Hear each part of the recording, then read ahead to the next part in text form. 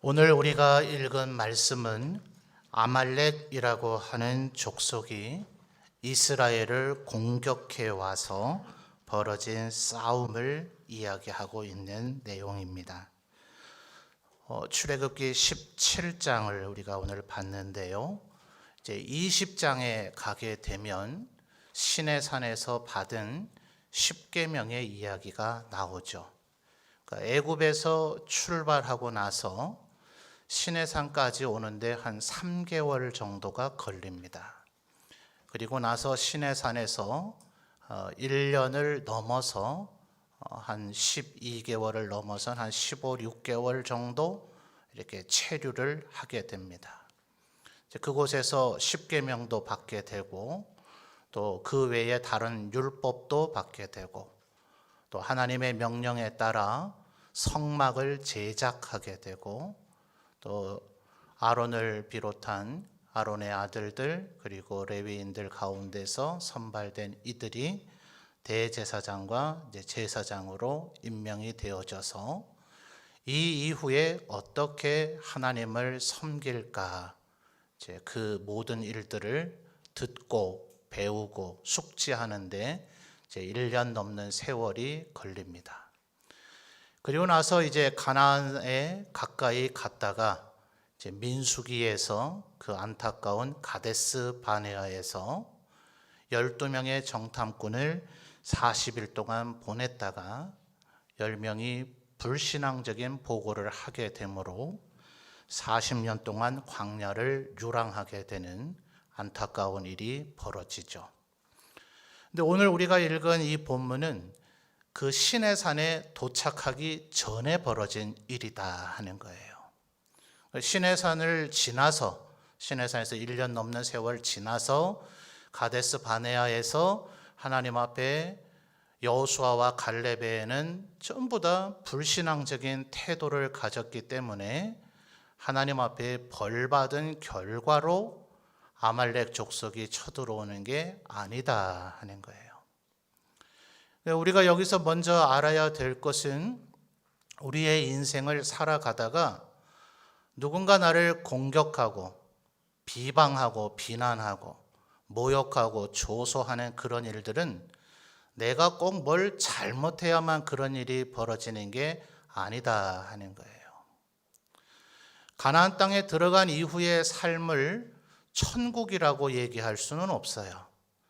여호수아가 7년 반 동안 정복 전쟁을 하고 사사기에 400년의 혼란 시기가 있고 엘리 제사장 때 아주 최악의 상황을 경험하지 않습니까? 그리고 나서 사울 왕의 통치 기간이 지나고 나서야 다윗 왕이 출현을 하니 가나안 땅에서의 삶 자체가 천국의 삶이라 이렇게 할 수는 없어요. 그러나 애굽이라고 하는 곳이 죄악이 가득한 곳이었기 때문에 출애굽해서 애굽을 떠나서 죄악된 삶을 떠나서 마치 아브라함이 갈대아 우르에서 출발했던 것처럼 모든 죄악의 삶을 끊어내고 천국을 향해 출발해 가는 길, 그것을 출애굽의 길이다 이렇게 비유할 수는 있습니다. 그러니까 비유는 한 가지만 하는 거예요. 한 가지 초점만. 어떤 사람이 번개 같다 이러면 빠르다는 얘기지 그 사람 쳐다보면 시력을 상한다든지 그 사람하고 악수하면 손에 화상이 있는다든지 이런 얘기 아니거든요. 그러니 출애굽하여서 가나안 땅까지 가는 것, 그래서 성경 안에서도 그렇게 묘사가 되어지고 기독교 문학이나 이 세상의 사람들도 천국을 가는 것을 요단강을 건넌다 이렇게 표현을 하잖아요. 그러니까 출애굽에서부터 시작을 해서 요단강을 건너는 그때까지의 여정, 이것은 하나님의 백성이 이제 부르심을 받아 구원받고 영접하여서 죄악의 삶을 완전히 결별하고 애굽을 떠나고 그리고 가나안 땅을 향해서 걸어가는 길은 존 버년이 쓴 철로 역정과 같이 천국을 향해 걸어가는 길이라 이렇게 비유해도 틀림이 없다 하는 겁니다. 바로 우리의 지금 삶을 얘기하고 있는 거죠. 다시 한번 뭐라고요? 지금 아말렉이 왜 쳐들어왔다고요? 가데스 바네아에서 불신앙적인 태도를 가져서 그 형벌과 징계의 결과로 나타나는 것이 아니다 하는 거예요. 오히려 반대로 생각하셔야 됩니다. 여러분의 인생의 삶을 살아가는 가운데 시련이 좀 있거든, 고난도 있고 좀 억울한 일도 좀 겪고 그러거들랑 주님이 뭐라 그러셨어요? 너희가 내 친구이기 때문에 그렇다. 너희보다 먼저 내가 그런 일을 겪었다는 것을 기억해라. 너희들이 만약 마귀의 친구가 되고 마귀의 자식이 되면 마귀는 절대로 너희를 건드리지 않을 것이다. 너희가 내 말을 순종하지 않고 하나님 말씀대로 살지 않으면 마귀가 볼 때에도 알아서 멸망의 길을 가고 있는데 뭐하러 쟤를 건드려 하면서 오히려 안 건드리게 될 것이다. 그러니 우리들이 하나님 앞에서 말씀대로 산다고 생각을 하며 그래도 힘을 다해 살아가는데 감당치 못할 이유도 모르고 까닭도 모를 시련과 좌절, 고난과 시련이 오거들랑 이게 천국 가는 길에 당연히 있는 것이구나. 이렇게 오히려 받아들이셔야 합당하다 하는 겁니다. 오히려 가장 위험할 때는 정말 평안할 때였어요. 교회 2000년의 역사를 봐도 교회가 언제나 핍박과 환난에 직면해 있을 때는 교회는 아주 밝게 빛났습니다. 맑고 성결했습니다. 그 안에 죄악이란 깃들어 있지 않았습니다.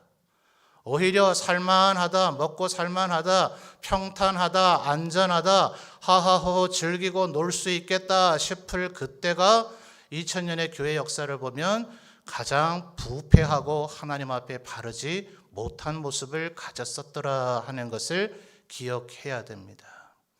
그래서 언제나 우리의 삶에는 이 아말렉의 싸움과 같은 싸움이 있다 하는 거예요. 벌써 겁을 집어먹으신 분이 계신 것 같아요. 오늘 우리 시간 관계상 13절까지만 읽었습니다만 14절과 16절을 보십시오. 이 구절이 있기 때문에 별로 그렇게 겁을 먹을 이유가 없어요. 14절을 보시죠. 여호와께서 모세에게 이르시되, 그다음 하나님이 얼마나 강조하는가 보십시오. 이것을 책에 뭐 하랍니까? 기록하고, 그 다음에요 기념하게 하여서, 심지어 어떻게 하랍니까? 여호수아가 귀에 외워 들려라. 여호수아가 외울 수 있도록 계속해서 들려줘라. 뭘 들려주라는 거예요? 14절 하반절에 내가 아말렉을 없이 하여 천하에서 기억도 못하게 하겠다. 16절에서 다시 한번 하나님께서 강조하시죠. 16절 이르되, 여호와께서 이젠 심지어 뭐 하세요? 맹세까지 하시면서 하시는 말씀이 여호와가 아말렉과 더불어 대대로 싸우리라. 걱정하지 말라는 거예요. 우리 보고 싸우라는 게 아니라 하나님께서 싸울 것이니까. 다만 우리가 해야 되는 것은 마귀가 우리를 공격할 가치조차도 없는 존재가 되지 않도록 주의하셔야 돼요. 정말 하나님 말씀대로 살기 때문에, 천국을 늘 사모하며 살기 때문에, 천국을 향해 좀 걸어가는 일에 아주 열심을 내기 때문에 마귀가 그거 눈 뜨고 볼 수가 없어서 여러분을 괴롭히는 자들이 되어야 하나님 앞에 섰을 때 진정한 상급을 많이 받게 될 것이다 하는 거예요. 14절 16절 말씀을 또 어떤 이들은 잘못 오해해서 하나님은 전쟁을 좋아하는 분이시다, 아주 과격한 분이시다 이렇게 얘기를 해요. 아니에요. 8절 말씀으로 거슬러 가서 보십시오. 자, 8절의 세 단어, 첫 상반절의 세 단어를 보니까 그때 누가요? 아말렉이요. 어떻게 했어요? 와서. 누가 왔어요? 아말렉이 왔어요. 이스라엘 백성은 이 세상에 싸움질하고 사는 목적을 갖고 사는 사람들이 아닙니다. 하나님과 동행하며 하나님을 닮아가며 하나님처럼 하나님의 모습이 그의 삶에서 드러나며 이 세상에 하나님이 어떤 분인가를 보여주며 제사장의 나라로서 온 열방 가운데 모범이 되고 모델이 되는 삶을 살아야 되는 사람들이지 싸움질하는 사람들이 아니란 말이에요. 그런데 8절에 어때요? 그때에 아말렉이 와서, 문제는 언제나 이거예요.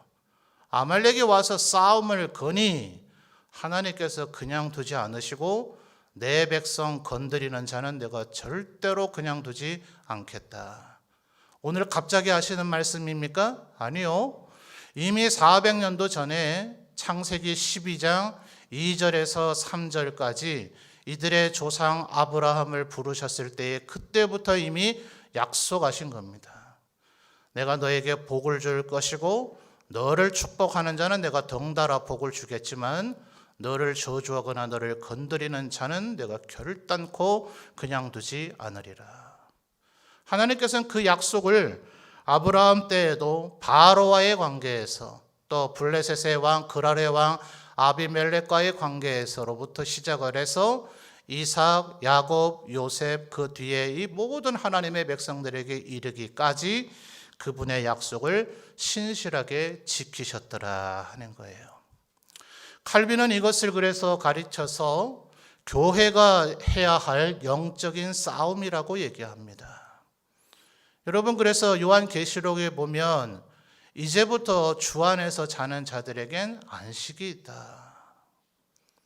그러니까 우리가 정말 하나님의 백성의 삶이 뭔지를 알면 바울 사도처럼 천국을 소망할 수밖에 없어요. 이 세상에서는 절대로 우리가 평안할 수가 없습니다. 나그네요. 그리고 거류하는 자밖에 되지 않는 걸요. 하늘의 시민권을 가져서 천국을 향해 걸어가야 되는 사람들이기 때문에 이 세상에서는 우리는 환영받지 못해요. 오죽하면 김도한 씨입니까? 작사 작곡한 이 세상 나그네 길을 지나는 순례자. 그 하루의 삶이 너무나 고달파서 하룻밤 머물 때에 인생의 비바람이 몰아칠 때에 하나님께서 다시 힘주시고 힘주셔서 걸어가는 것뿐이지 이 세상은 그 어디에도 우리의 낙이 없다. 이것이 바로 하나님의 백성들의 삶이다. 이 세상에 있는 교회는 그러므로 전쟁하는 교회이다. 평화시대에 살면 얼마나 좋겠어요. 정말 여러분 평화시대를 바라면 오늘부터 간절히 기도하세요. 하나님 나 빨리 데려가달라고. 천국 가면 거기는 승리한 교회이기 때문에 더 이상 전쟁이 없어요. 그러나 이 세상 살아갈 동안에는 필연적으로 우리는 영적 전쟁을 하면서 살 수밖에 없다.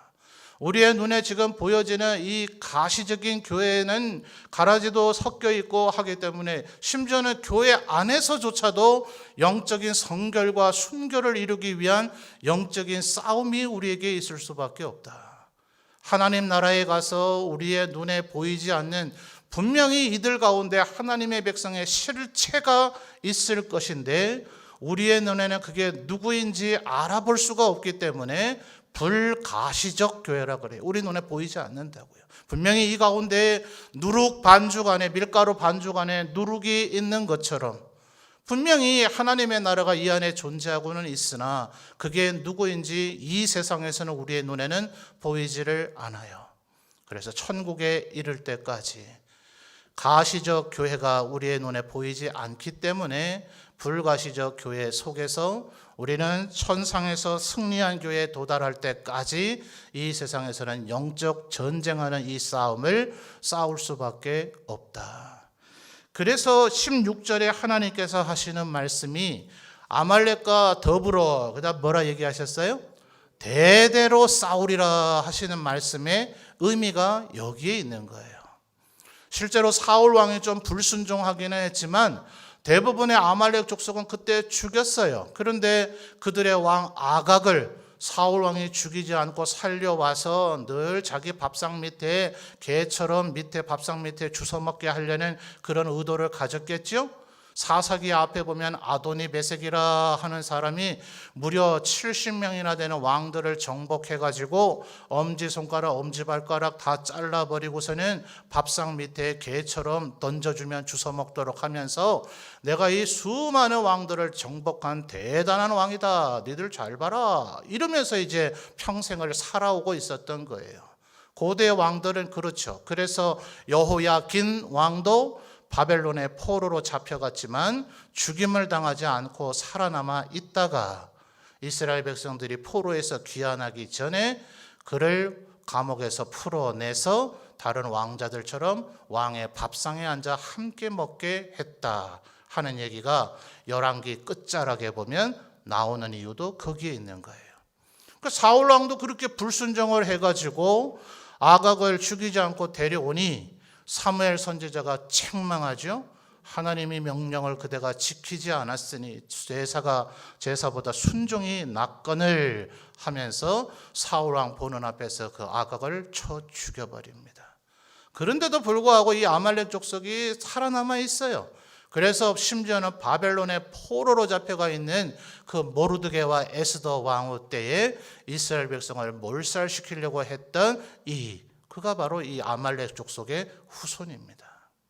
그러니까 뭐 결정적인 아말렉 족속은 이미 도말됐지만 그들의 잔재가 이렇게 이스라엘 역사 속에 남아있는 것과 같이 신학자들은 이 16절에 하나님께서 아말렉과 더불어 대대로 싸우리라 하는 것은 인종적인 아말렉을 두고 하는 얘기가 아니라 마귀와 그 대적과 적그리스도와 거짓 선지자와 하나님께서는 주님 다시 오시는 그날까지, 예수님께서 다시 오시는 그날까지 계속해서 이 영적 전쟁을 치르게 하신다 하는 거예요.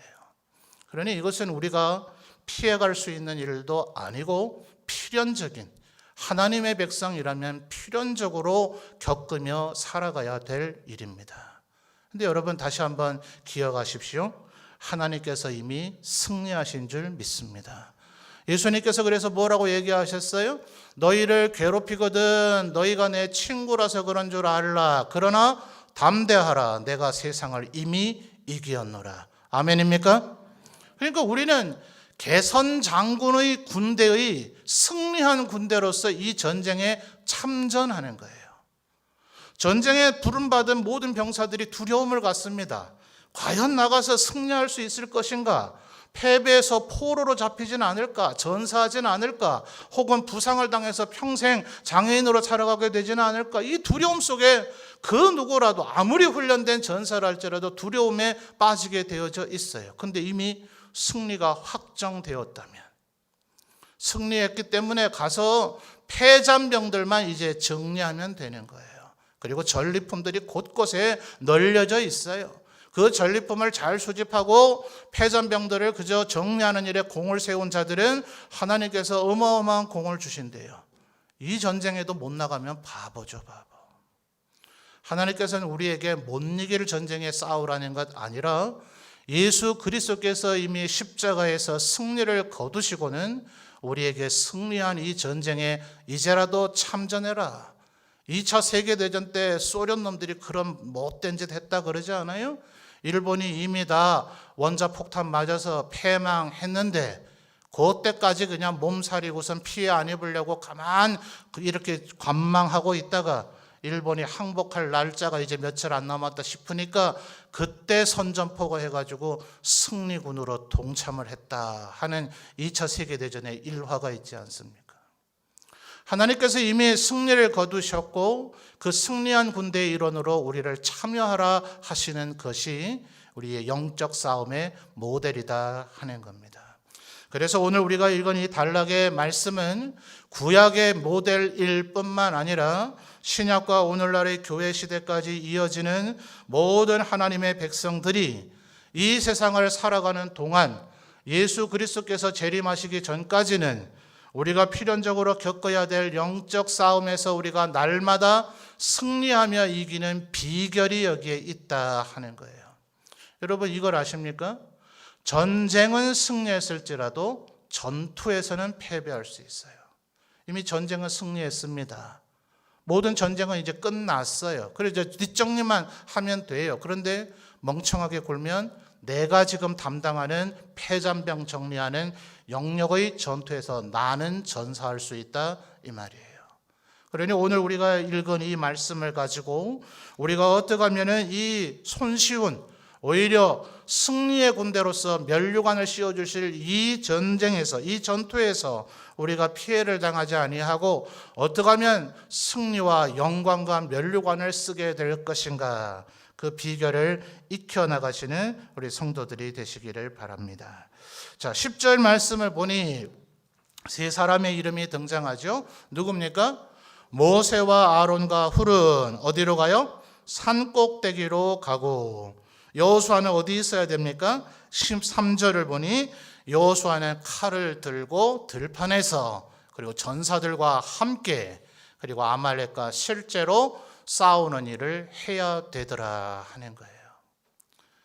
여러분, 분명히 11절 중반절을 보면 모세의 손이 내리면 아말렉이 이기더니 하는 현상이 있습니다.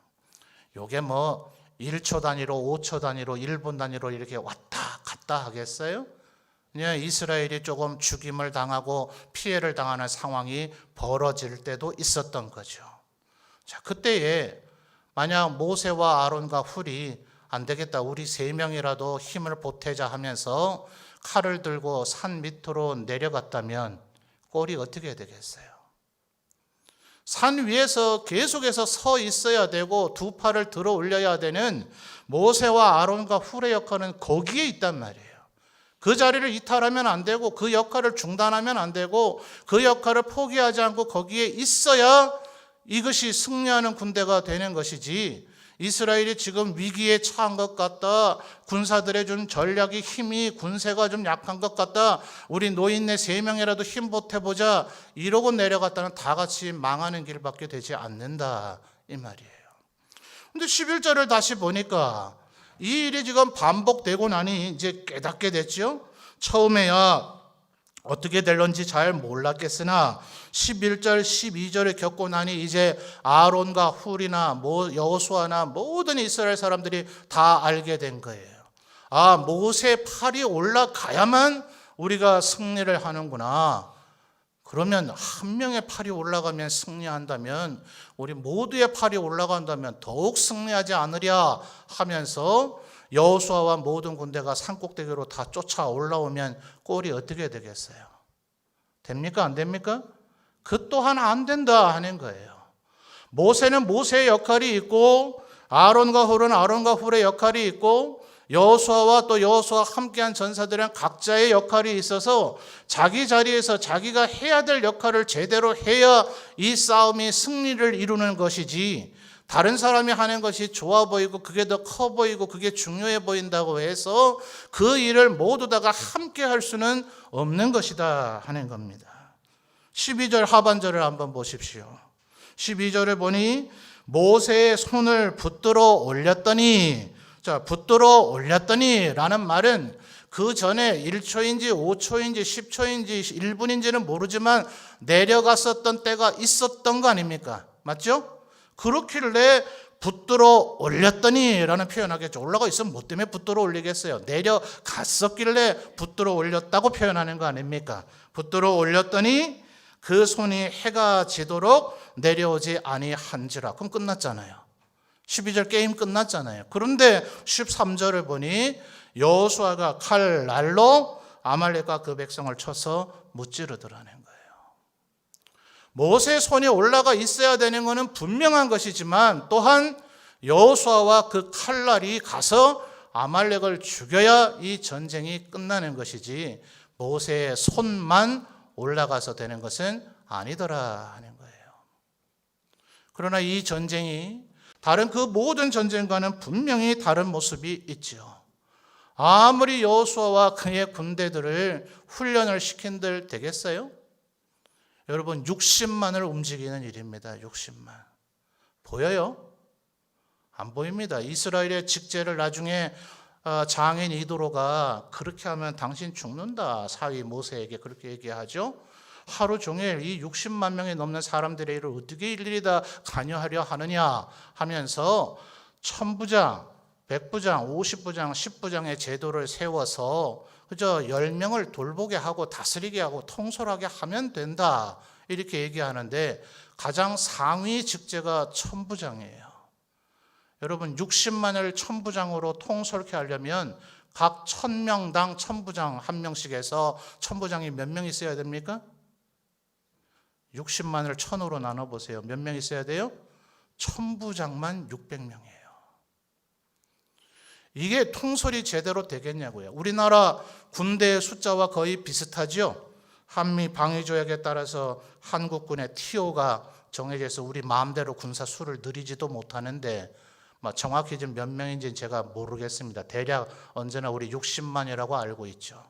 전국에 있는 육해, 공군, 해병대, 공수특전단까지 전부 다 일사불란하게 지휘하는 게 쉽겠습니까? 어렵겠습니까? 500명, 1000명 지휘하는 일이 아니죠. 잘못 지휘하면 병사의 숫자가 아무리 많아봐야 저거들끼리 뒤엉켜가지고 외곽의 적과 적을 이렇게 면을 맞대고 있는 극소수의 인원 외에는 효율적인 적에게 공격을 퍼붓지도 못해요.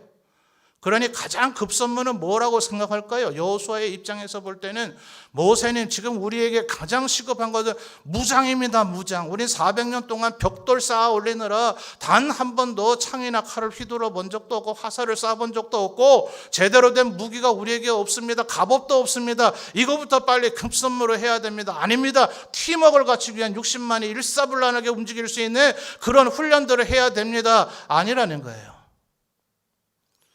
그 훈련들이 분명히 유용하게 사용되기는 하겠지만 왜인지 무엇 때문인지 왜 그렇게 하셨는지 알 길이 없으나 하나님께서는 지금 말씀하시기를 모세의 손이 올라가야 이긴다. 이것이 하나님이 규정하신 영적 전쟁의 비결이더라 하는 거예요. 그러니까 어떤 이들은 이것을 예수님의 십자가의 모습과 너무나 흡사하지 않아요? 모세가 팔을 들고 있다는 것은 완전히 귀에 팔을 붙이면서까지 그렇게 올리기야 했겠습니까? 그저 예수님이 십자가에 달린 모습처럼 그렇게 벌리고 서 있는 모양새 아니었겠는가? 그래서 약간 이런 것을 알레고리카란 해석이라고 얘기를 합니다. 예수님의 십자가의 모델이다. 일견 일리는 있어요. 그러나 예수님의 십자가가 11절 12절에 얘기하는 것처럼 내려갔다 올라갔다 해가지고 어떨 때는 효력이 있고 어떨 때는 효력이 없는 그런 십자가는 아니잖아요. 그러나 분명히 어떤 면에서는 우리의 싸움의 비결은 예수님의 십자가의 보혈의 은혜죠. 우리의 힘과 능력으로 됩니까? 우리의 은사나 우리의 그런 잔재주로 됩니까? 우리의 열정이나 우리의 헌신된 모습으로 됩니까? 우리가 회의하고 결심하고 계획을 세우고 일사불란하게 움직이면 됩니까? 아니요. 하나님의 뜻과 하나님의 은혜가 하나님의 긍휼과 은혜가 우리에게 맞아떨어질 때 그때 비로소 우리에게 승리와 은혜와 축복이 있게 되어지는 줄 믿습니다. 그러니까 어떻게 하든지 주님의 모습을 바라보며 주님을 의지하며 살아야 되는 거죠. 그런데 10절 말씀을 보면 참 이상하잖아요. 10절에 모세와 아론과 훌이 올라갔는데 아론은 여러분이 잘 아는 대로 모세보다 3살 많은 형입니다. 훌은 도대체 누구인가? 성경 어디에도 훌에 대한 이야기는 나오질 않아요. 요세푸스라고 하는 유대 역사를 기록한 사람이 설명을 해놓은 것은 성경은 아니기 때문에 우리가 참고를 할 수는 있겠으나 절대적인 진리인 것처럼 믿어서는 안 될 겁니다. 그러나 요세푸스는 설명해 주기를 이 훌은 모세의 누나였던 미리암의 남편이라고 우리에게 알려줍니다. 그럴 듯해 보여요.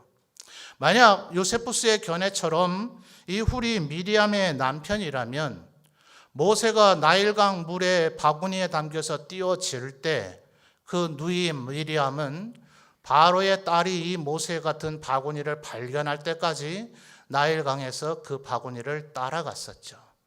그 정도의 일을 감당해내고 바로의 딸에게 혹시 유모 필요하신 거 아닙니까? 제가 유모 구해 드릴까요? 이 정도의 말주변과 말재간이 있으려면 최소 10살은 넘었어야 될 것이다 라고 신학자들은 일관되게 얘기를 합니다.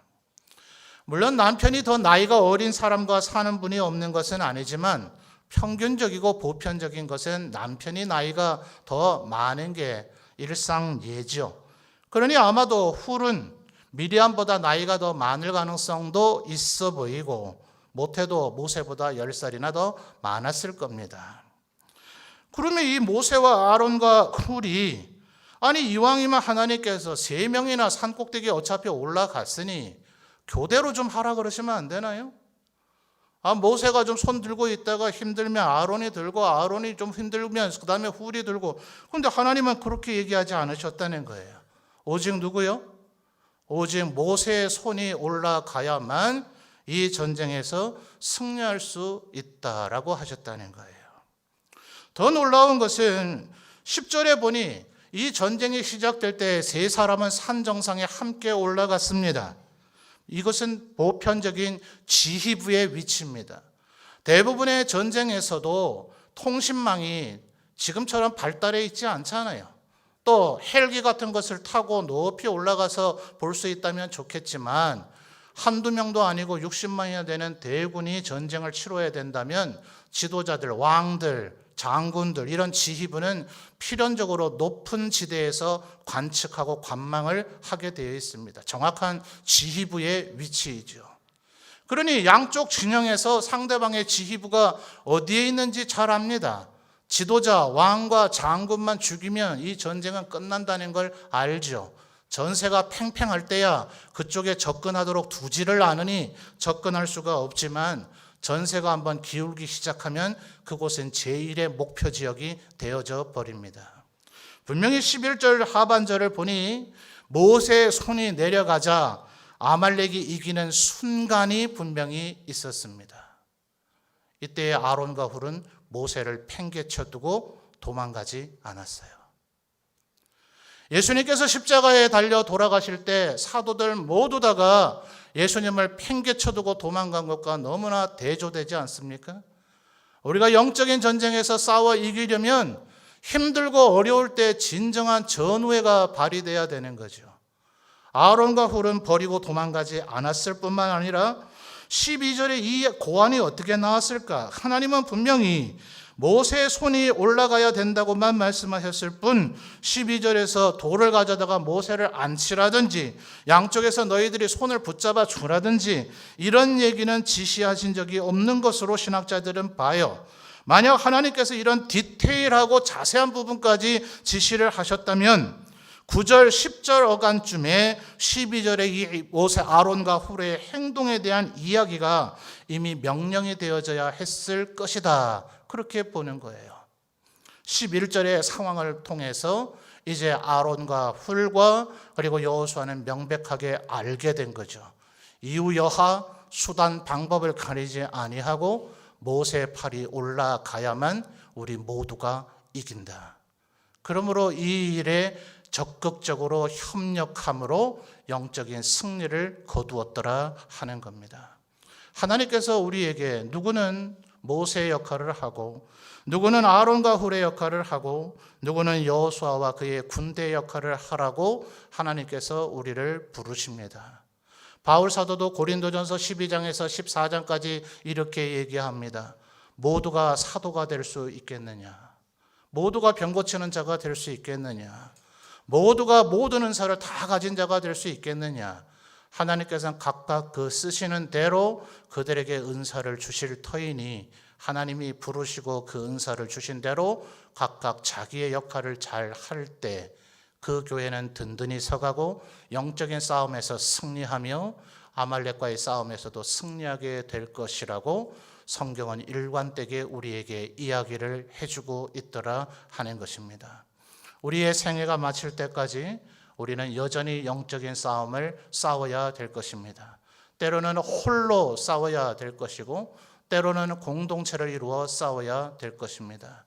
누구에게 하나님께서 모세의 역할을 맡기시든 누구에게 아론과 훌의 역할을 맡기시든 누구에게 여호수아의 역할을 맡기시든 하나님께서 그 맡겨주신 역할에 따라 충성하며 헌신하시는 우리 점천제일교회 모든 성도들이 되시기를 바랍니다.